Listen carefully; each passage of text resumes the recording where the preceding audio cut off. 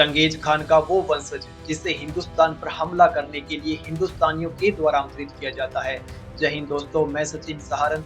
आज हम बात कर रहे हैं उस साहसिक योद्धा की जिसने भारत में इब्राहिम लोदी जैसे बड़े साम्राज्य को धूल चटा दी और भारत में मुगल शासन की नींव रखी।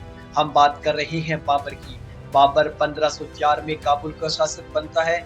काबुल का शासक बनते ही उसे समझ में आ जाता है कि अफगान पर उसे अपना अधिकार रखने के लिए सबसे ज्यादा चाहिए धन, और उस समय सोने की चिड़िया कहे जाने वाला हिंदुस्तान उसकी धन की आपूर्ति कर सकता है। इसलिए वो 1504 में ही हिंदुस्तान पर हमला करने की रणनीति बना लेता है और उसकी रणनीति साकार होती है पानीपत के पहले युद्ध में।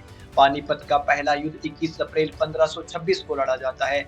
इससे पहले भी 5 बार बाबर कोशिश कर चुका था लेकिन नाकाम रहा।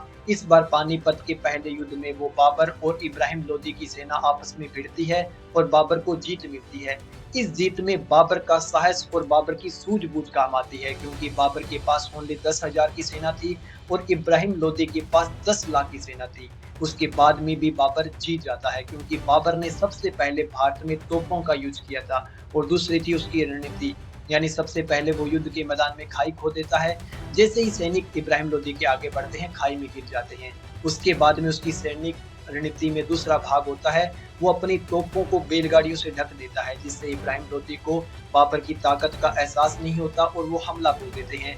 जिससे जैसे ही हाथी आगे बढ़ते हैं, ये 1000 हाथी जो इब्राहिम लोदी की ताकत थी अब उसके अगेंस्ट हो जाते हैं, यानी वो अपनी सेना में ही भागने लग जाते हैं, जिससे सेना में भगदड़ मच जाती है और हाथियों के पैरों के तले कुचल कर ये सैनिक मारे जाते हैं। तीसरा काम किया जाता है, इनके सैनिकों के द्वारा घेराबंदी कर ली जाती है और घेराबंदी करने के बाद में लगातार तोप की गोले छोड़ते हैं, जिससे उनकी सेना का लगभग पूरा तरीके से विध्वंस हो जाता है। अब इसके बाद में इब्राहिम लोदी को मार दिया जाता है। इब्राहिम लोदी को मारते ही भारत में मुगल एम्पायर की स्थापना हो जाती है।